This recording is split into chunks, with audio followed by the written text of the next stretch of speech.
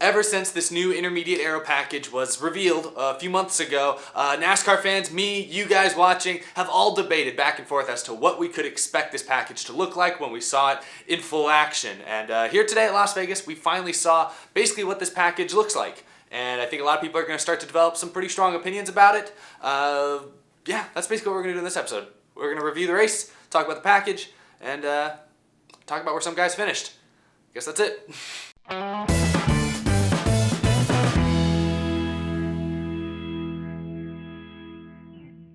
How's it going, you guys? My name is Eric and welcome to Out of the Groove. And yes, I just finished watching the Pennzoil 400 from Las Vegas Motor Speedway, the third race of the Cup Series season. Joey Logano was your race winner, second win in a row for Team Penske. A 1-2 finish, in fact, for them. Brad Keselowski finished second. I'll talk all about the finishing results. I'll look at the top 20. I'll go through highlight some of the key finishers in today's race. But before we get started with all that, the first thing we gotta do is kind of address the elephant in the room, the new Aero Package. What did it look like? What was fans' reactions to it? What are my reactions to it? What are you guys' reactions to it? I want to see all that in the comments of this video, but that's where I want to start this video. The new Aero Package. What did it look like? If you'll recall, this Aero Package is a low horsepower, high downforce package. Low horsepower because it's only got 550 horsepower as opposed to 750 from last year, and higher downforce because it's got that 8-inch rear spoiler, huge thing on the back of the cars. Also has aero ducts in the front that at this track help with airflow, kind of help sort of eliminate dirty air. We ran a version of this basically without the aero ducts at Atlanta last week, and we saw how the racing there really didn't seem to change too much from years past. Most everyone, myself included, expected a little bit more of a significant change to be noticed here at Las Vegas. So let's talk about what we actually saw in this race, because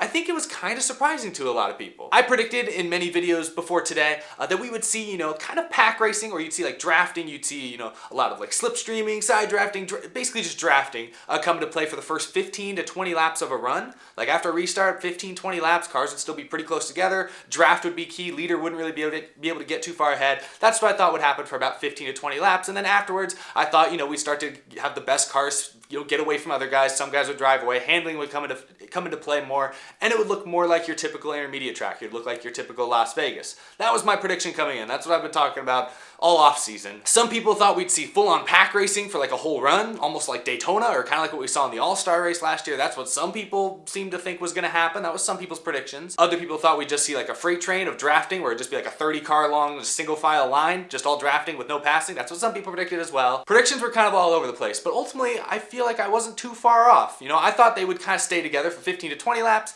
In reality, you could kind of stay in a pack for maybe 7 to 10 laps, it felt like. After a restart, now we only had 3 restarts, the initial start and the 2 stages in this race. There were no cautions. I'll talk about that later. But during those restarts, you would see 3 wide, 4 wide mid-pack. Up front, you'd have battles back and forth for the lead. One point, the final restart in this race, the start of stage 3, you had basically the top and the bottom lane dead even for like 4 laps, like just nosing out in front, but nobody really able to gain advantage. It kind of looked like pack racing on a small scale. But I thought we'd see that for like 15 laps, 20 laps. We really would only see it for like 7 or 8 laps max in this race. At least that's what I saw. Quicker than I expected. The faster cars would start to pull away, and it would start to look like kind of your typical intermediate track that we've seen for many, many years now. Aero still mattered. Clean air obviously was still more advantageous. The leader has always had that small advantage if they had clean air. So, air wasn't like a non-factor, but I think it was definitely less important than we've seen at intermediate tracks, throughout this Gen 6 era. Since 2013, dirty air versus clean air has been huge at intermediate tracks. I feel like they definitely lessened the importance of clean air today. I thought, the second place car could make moves on the leader pretty often. We saw a lot of battles for the lead today. That was one pro. And actually, that's what I want to do here. I want to kind of give a pros and cons list to what I observed in this Aero Package. Now I want to hear what you guys think down in the comments, because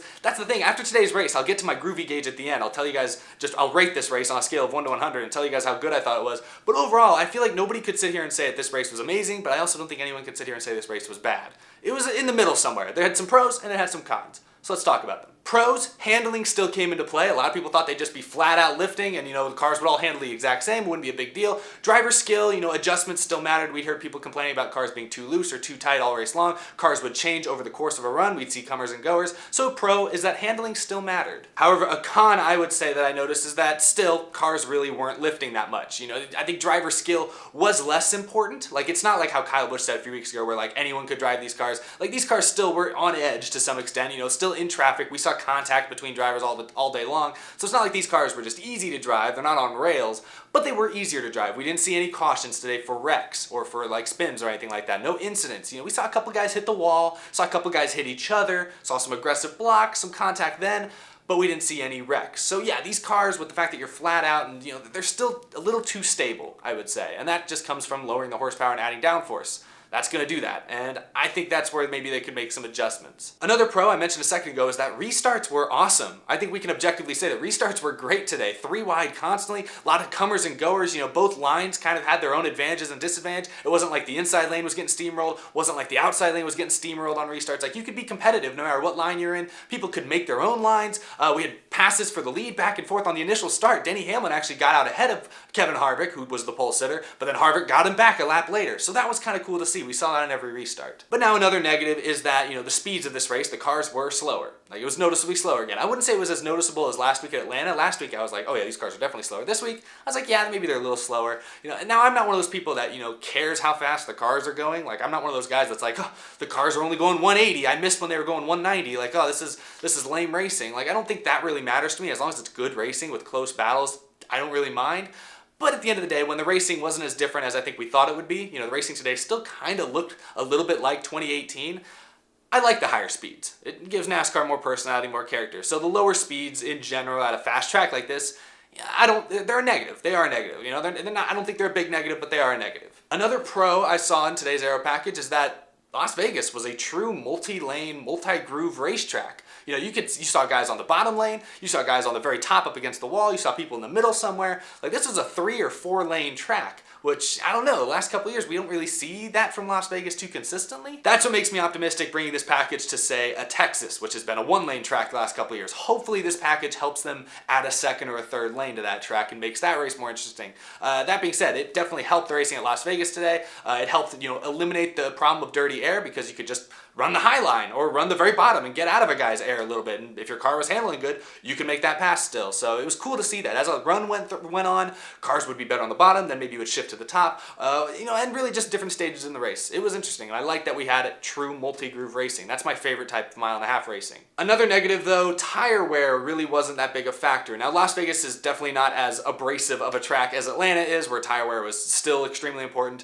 But this week at Las Vegas, you know, we saw how, like, guys would stay out really long. Like, during green flag pit stops, some people would stay out 20 laps longer, and their lap times really weren't that much worse, which, I don't know, it kind of eliminates tire strategy in my opinion and pit strategy. Like, I don't like that Atlanta wears tires so heavily. I think it's a little excessive, honestly. But I do like a little bit of tire wear, because that mixes things up. Like, when Kurt Busch, you know, stayed out with 20 laps older tires and was able to hold off the leaders, like, Kurt Busch had a decent car. He ended up finishing 5th in this race, so he obviously had a decent car, but I don't know.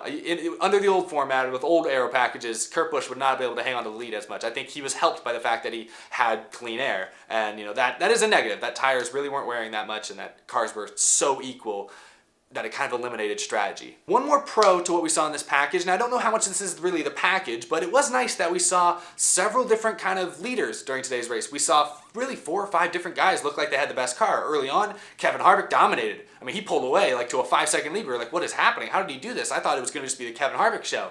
But as the race went on, we saw Kyle Busch make his car better and take the lead for a little while. And I'm like, oh, okay, it's Kyle Busch's day. And then by the end of the race, Team Penske had figured it out. And it was the Penske show at the very end. So it was very interesting, you know, that you saw different cars, different manufacturers, different teams all have, you know, good days, or all, you know, have moments where they look like the most dominant car.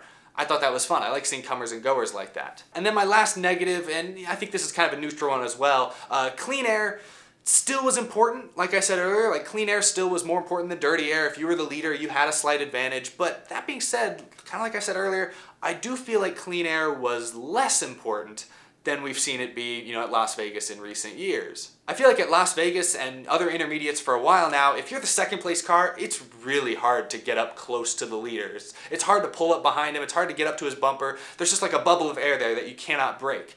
With the draft coming into play, with the rear spoilers kind of disrupting some of that air in this race, you know, you could see guys draft up. You could see, like, almost bump drafting for the race lead, especially during that battle when Kurt Busch was trying to hold off Kevin Harvick. Kevin Harvick was hounding him for several laps there, right on his spoiler. I was like, hey, this is good. This is close racing. And then eventually Harvick was able to pass him. Like, that was pretty good. That being said, this package could definitely do a better job of eliminating the need of clean air. I thought it would eliminate it even further. I thought clean air and dirty air wouldn't be as big of a factor as they were today. So that's why I have it on the negative side, because I think clean air still mattered more than I thought it would today. But I think it was still a little less important than in previous years. So that's why it's a negative, but not really. It's kind of in the middle, I would say. So there I gave you my pros and cons. Let me know if you guys agree or disagree. I'm trying to be objective, because you guys know me. I was more optimistic, I think, about this Aero package than a lot of other fans or people around the sport. A lot of people were quick to condemn it when it was announced. They thought it would just turn every race into Daytona. They thought it would take driver skill completely away. I was a little more hesitant to go that far. I feel like, we should wait and see it out, because I think it has the potential to improve the entertainment value of tracks like Las Vegas, like Kansas, like Texas. So I still think this race was okay. It wasn't great, wasn't amazing, but it was okay. And I think this package has potential, but it definitely, I think it disappointed me a little bit. I wouldn't say it was a disappointment, but I was slightly underwhelmed by what I saw today. I'll put this race on the Groovie Gauge here in a second, but before I do that, I want to quickly talk about some of the top finishers in today's race. There's your top 20 finishing results. Obviously, Team Penske with another strong performance. Keselowski won last week at Atlanta. This week, Joey Logano at the top of the board, but Keselowski made it a battle, though, at the end. Kyle Busch did a very impressive job coming back from a pit road speeding penalty under green. He was a lap down at one point, was able to work his way back onto the lead lap, and was able to drive his way up through the field to get to third. That was another thing I maybe could have put on the pro category. Unlike Atlanta last week, where it felt like drivers had a little bit harder time coming through the field, Kyle Busch made it look pretty quick, pretty easy, especially given how spaced out some of those guys were. He was able to drive up into the top 10, top 5, and finish third. That was impressive. I think he had a top 3 car, and that's where he finished. Kevin Harvick ends up 4th. Kurt Busch, 2nd straight top 5 with his new race team. A top 5 for Kurt Busch. He was my pick to win this week. Great showing for him. Once again, that Chip Ganassi team looks strong this year. But now, you look at this top 5 here, and you look at those drivers. Those are some veterans. Those are some champions on that list. In fact, all 5 of those guys are defending or former NASCAR Cup Series champions. So that's why when people say, oh, this takes no driver skill, the field's going to be completely equal now, I don't know. At the end of the day, the best drivers again found the race lead. I don't know. I still like it. I think you got a point. The cars are not quite as hard to drive as they were 3 years ago. They're not. They're more stable, obviously.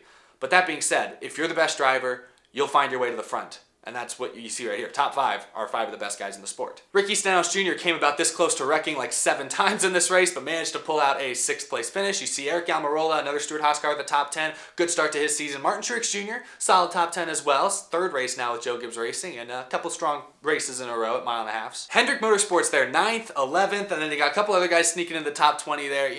It's not a great showing. Chase Elliott getting the top 10, solid, that's good. He was up around the top 10 most of the race. So definitely an improvement, though, from last weekend's just horrendous performance at Atlanta.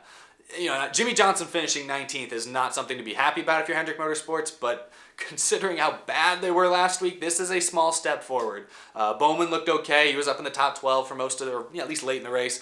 Even William Byron had moments where he looked like a top 10 contender. So things are looking better for Hendrick Motorsports. Maybe they're not quite as bad as we thought they might be last week, but still, Jimmy Johnson definitely has a big step to take, a big step to make. Chase Elliott, I expect him to be a championship contender this year, so he's definitely not there yet. Chevy in general. When this race started, you had 2 RCR cars, Austin Dillon and Daniel Hemrick, starting this race in the top 5. They immediately fell. Well, Hemrick immediately fell and dropped back. Austin Dillon eventually got a penalty and then never could come back from it. So Chevys in this race really were not impressive at all. But hey, you gotta start somewhere. This is still an improvement from last week for Hendrick Motorsports. Other than that, nothing too surprising in these finishing results. You don't see Ryan Blaney. 2nd week in a row, Ryan Blaney's had issues on pit road, or last week it was a tire issue that have hurt him and cost him a good finish. And 2nd week in a row that a Penske guys ended up in victory lane with Ryan Blaney outside the top 20. Ryan Blaney's good. He's one of the best young guys for sure. But it just shows how the veteran leadership, the veteran experience of Keselowski and Logano, is more important than youth. Anyway, those are basically my observations there. Top 20 finishing results. We'll start looking at points maybe the next week, next couple weeks. Point standings don't really matter yet. It's annoying to me already that we have 3 guys locked into the playoffs. Like, why are we talking about the playoffs in March? Winning you're in is stupid. I like the current playoff format with the knockout rounds and the stage points and everything. I like the playoffs.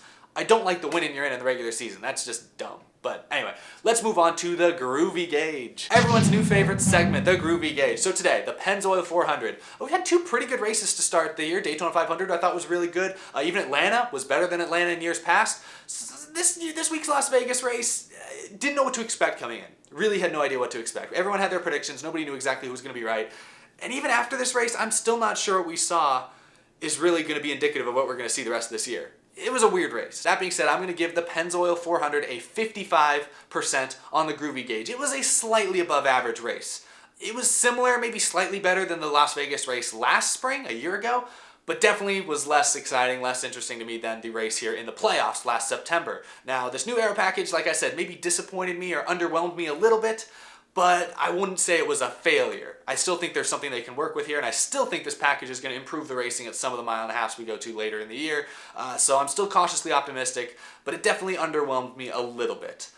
We'll talk more about the Aero Package in later episodes because I think there's still going to be more to unpack. I'm looking forward to hear you guys' reactions to the race today and what you thought of the Aero Package. But overall, I got to give this race a 55%. Slightly above average. Not bad, but left a little bit to be desired. Again, let me know what you guys thought of this race down in the comments below. That's all I got. Thank you for watching this episode of Out of the Groove. Remember to follow me on Twitter or Instagram. Continue the conversation over on those social medias. You can get yourself an Out of the Groove t-shirt. If you want to support the show, support me, check those out down by the description. Also, you can send me some cool stuff to my P.O. box. That address is down there as well. Send me some cool NASCAR stuff and I'll show it off and shout you out in a future video. And then a big thank you, of course, to my Patreon supporters. Shout out to Michael Harrison at G-Wiz of the Stars, Cameron James, SelfishGifts.com, John Koblenz, Tim Shingen, Jason R. Long, Wesley Donaldson, Isaac Dennison, Mika Suzuki, iFantasyRace.com, and the rest of these amazing Patreon supporters. Thank you all so much for your continued support of me, continued support of the show. I really appreciate it. Thank you for the support. If you also want to support me, you can check out that top link down in the description. I really appreciate it. Thank you. Next week's race at ISM Raceway, we're not going to have to talk about, Aero Packages so much. It's going to basically be a similar Aero Package to last year, 750 horsepower. We're not going to talk about how the cars look slower anymore. So next week will maybe be a breath of fresh air if you're not too big a fan of all these new changes. Looking forward to that. I love ISM Raceway. Love the renovations there. Wish I could be there in person. That track looks really nice now. Lucky you if you're going to get to be there. Thanks everyone for watching. I'll have another couple episodes up later this week talking about more from this race and talking about next week's race as well and any other news that might come out. Thank you all for the support as always. I'll see you guys again later this week. See you everyone.